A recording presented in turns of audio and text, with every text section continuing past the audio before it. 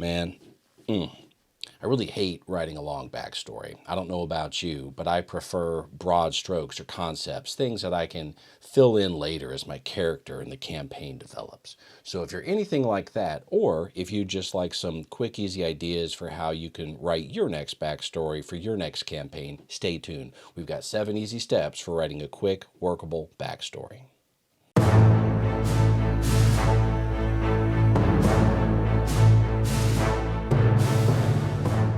I'm Chris. Welcome to the Art of Character Dungeons & Dragons podcast, where we get into all things D&D, focusing on the heart of the matter, the characters. Thank you so much for joining. Let's roll. All right, so for today's episode, we're going to talk about making a quick, kind of workable backstory. I don't like a long novel. I don't really like spending a lot of time on my backstory. Maybe it's my first edition roots, I'm not really sure, but I'm more so about coming up with a character, getting some broad strokes, and just getting out there and playing it, and just kind of seeing how everything's just going to kind of fit together. That's just kind of how I've always done it. And again, maybe that goes back to kind of those earlier roots and sort of how we played earlier on with Dungeons & Dragons. So even though I don't really like writing a long, complex backstory, writing a good, simple one can give you some good room to grow, right? It can give you some ideas for role play, sort of what you're going to do, maybe how your character will act or behave. We'll also give your DM some hooks, some things that they can use and play off of and weave into the story. And then ideally, even a simple backstory can give other members of your party, the other players, some things that they can work with, that they can sort of role play off of, or that they can use to help tell your story. So I've got 7 easy ideas you can incorporate into writing your next backstory, just to make it more cooperative, more fun, easy to play, and just get you up and going. All right, so we'll start off with 3 bad examples of backstories and just kind of give you some examples of what an alternative might look like. We'll start off with the first bad example, the edgelord, right? The loner. So I'm Shadowfang Nightblood. My family was slaughtered. My village was burned. I have so much trauma. I walk alone. I trust no one. I look out for myself and I do what I want only. That's going to be a little bit difficult for the rest of the players in your party to work with. This is a cooperative game after all. You can't be such a loner edgelord that you don't want to get along with and work with other people. It doesn't work well at most tables. All right, so here would be a different example. How about similar, but kind of reworked. I'm Kalen, the last survivor of a massacre. Act like I don't need anyone, but deep down, I don't want to lose anyone else again, right? I have trouble making friends, and I trust slowly, but once you're my friend, I'll do anything for you. So that's a slightly different version or take on the loner. Let's do the bad backstory version of too much, right? Too long, too much detail. So my name is Caleth Firestorm, son of a forgotten elven king. At the age of 3, I began my training in secret sword forms. At the age of 5, I memorized a 2,000-year-old lineage for my people. At 7, I was betrayed by my uncle, who poisoned my family. I wandered for a decade, disguised as a minstrel. I learned the ballads of every land I passed. At 17, I swore vengeance upon on and on and on. Just so much detail, right? Just too much for other players to remember, probably too much for you to remember, and way too much for your DM to work into any of your campaigns. How about this? So I'm Caleth. I grew up in a small elven village destroyed by raiders when I was young. I escaped, but my brother's fate is unknown. Now, I survive as a wandering swordsman, guided by an old mentor who taught me the blade, right? It's broader, it's simpler, there's room to grow, room to work with. Okay, let's do this one. How about the spotlight hog, right? I'm Seraphina the Magnificent, the Chosen One, the Bard of Bards. The gods watch me constantly. I'm destined to be queen one day. I demand attention and get it constantly wherever I go. My beauty can't be denied. I'm the life of every party. Be ready for me to take the stage at every turn. I talk to every NPC. I negotiate with every big bad. Get out of my way, basically, right? The spotlight hog. Nobody really wants that. Can rework that a little bit. Or how about this version? I'm Seraphina, a paladin who believes she was chosen by the gods, though I don't always believe that and often doubt it.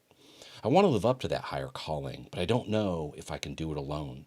The others in my party are proof that faith doesn't rest on the shoulders of one person alone. So that's more playable, right? Something other players in the party can sort of play off of and role play off of and cooperate with. So let's get into the 7 easy steps. So step number one, keep it playable. We don't want a novel. I say 1 to 2 pages max, and if you can keep it to 1 page, even better. The longer that you write a backstory, from my experience, I've written some long ones before. I can never remember all that stuff. The DM can't work all that stuff in. In fact, it's overwhelming for most DMs. Most DMs just don't want that. So roll with inspiration if you can keep it under 1 page. So focus on what will matter at the table, not everything that could have possibly happened in your life leading up to this point. All right, number 2, how about background or origin? So there are different methods. If you go to 2014, they've got background, and then you've got customized origins in the 2024 version of 5e. It doesn't really matter which version you use. I say there's just really 2 important things that you want to write or add to that. Where did you come from? And how did you or why did you become an adventurer? So where did you come from can be quite simple. You can talk about your family. Did you have, mother and a father? Or were you an orphan? Or raised by just a mother or just a father? Or is it a good family? Were they abusive, right? That kind of a thing. And so the next part is how you got here, and you can write that into sort of where you came from. So maybe your father was alcoholic and abusive, and quite simply, you left home at an early age and you've been on the road ever since. Or maybe you were born into a noble family and you were partying too much, and your father gave you a small sack of gold and said, don't come back until you've made something of yourself. Or maybe you were part of a tribe and they sent you out at the age of maybe 18 years old, and you were to do 2 years of adventuring before you came back to go through the ritual to fully become a man as a member of your tribe, or whatever it may be. So the next step, number 3, is homebrew, and it is motivation, flaws, quirks, and philosophy. Or you could say my effing quest path if you wanted an acronym to remember it. But motivation, right? Sort of what drives you forward? What is it? Maybe it is you want to get rich. Maybe it is to make your father proud. Maybe you want to, or your mother proud. Maybe it is to crush all evil, but some sort of a basic motivation. Then a flaw, sort of, is there something that gets you into trouble? A problem with maybe your character, right? Sort of who you are. Maybe it is that you have an anger or a rage problem, or maybe it is that you're greedy, or you like to steal, or you like to fight, right? Or maybe you're a people pleaser, or maybe you're overly honest. You always tell the truth, no matter the consequences. So something you can work in and use from time to time in the story. So the next thing is having a quirk, right? And you can do all sorts of little things that are kind of funny and fun. Maybe you smoke a pipe, or you're superstitious, or always refer to yourself in the third person, or use concrete logic, or maybe you keep mementos from your kills, but just something that gives you a little bit of quirk, something interesting, a quick hitter. And then a philosophy. Do you have a general philosophy on life? Here are some examples. The world is inherently good, or the world is inherently bad. Or maybe the end justifies the means. Or maybe do it as just, no matter the cost. Or maybe right and wrong depends on who you ask. So what I would do with these 3 things, again, my effing quest path, is just write a brief statement, not even a sentence for each one, or maybe even a couple of words. Just something you can use, that you can remember, that you can easily kind of draw upon without having to go back and memorize your lengthy backstory.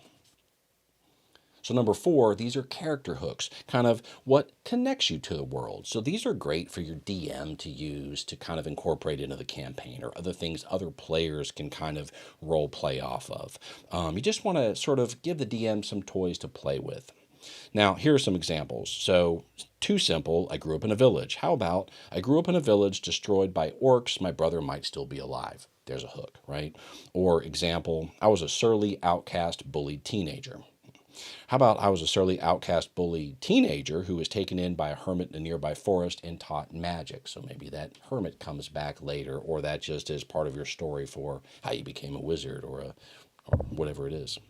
So the 5th is giving your character some sort of conflict or personal growth. Are you going to have a redemption arc? Is there something you're working towards? This again gives your DM something they can work with and help you grow towards. Saying I'm going to be king or I'm going to be queen, that's pretty tough. And you're really going to have to, work with your DM if you write in some great big elaborate arc or some really big important thing that may take over the story for the rest of the party. You're really going to have to work with your DM if you want to make something that strong. So I suggest something a little lighter, unless of course, the heart of the whole matter is that one of you is destined to be king or queen. That can always be part of the story. So here are a couple of examples. Maybe you're a pacifist cleric and now you're forced to fight against evil forces. Or maybe you created some heinous acts in the past and you're hiding from those. You don't want to be discovered and you're really on a redemption arc, really trying to do good or fight for the forces of good throughout the course of the story. The sixth thing you can do is to build mystery or flexibility. Think about a backstory as a seed, not a finished tale. Broad strokes, it gives you room to grow, room to build. It gives your DM things to work off of. So here would be a couple of examples. My sister was lost in a raid on the village. We don't know what happened to her. Or I want my character to have a redemption arc. I don't have it all figured out yet, and I want to work with you, the DM, to figure out what that could be. Or it could be as simple as, I don't know who my parents are, right? I was an orphan, and maybe I'd like the chance to at least meet one of my parents or figure out what that's about sometime down the road in the adventure. So number 7, this is a cooperative game. So whatever you write, make sure that it is fun for the whole table, not just fun for you. You don't want to be the spotlight hog or the edgelord loner, the character that's hard to deal with.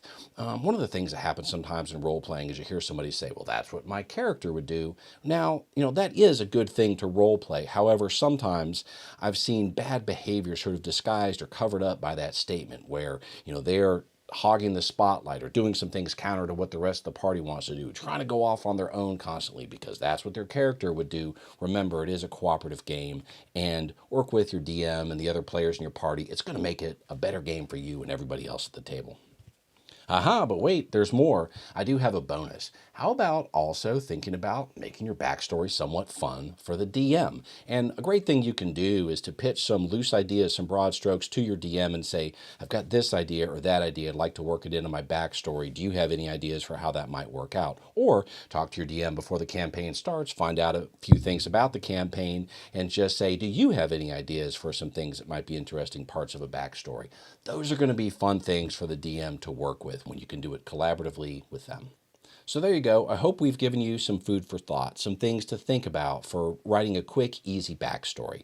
7 steps that you can go through and just get your backstory off the ground. Give you some ideas, some concepts, some brushstrokes, things that you can work with in the future and grow into and work towards. Things your DM can hook into, things other players in your party can hook into and also work with. So anyway, as always, we like to think of building a character and the art of character as more of an art than a science. It's not all about the numbers and the stats and picking the exact right spells and build.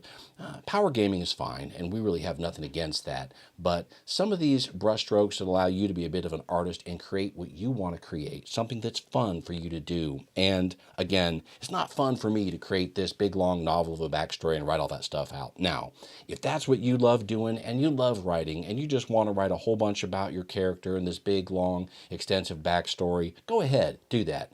But I would also then say, how about come up with an executive summary, a one-pager that you can talk to your DM and the other players at the table about. They're not going to probably want to know all of those details about everything you've done in your entire adventuring life as a 500-year-old elf. So anyway, as always, keep adventuring. Thanks for joining us. See you soon.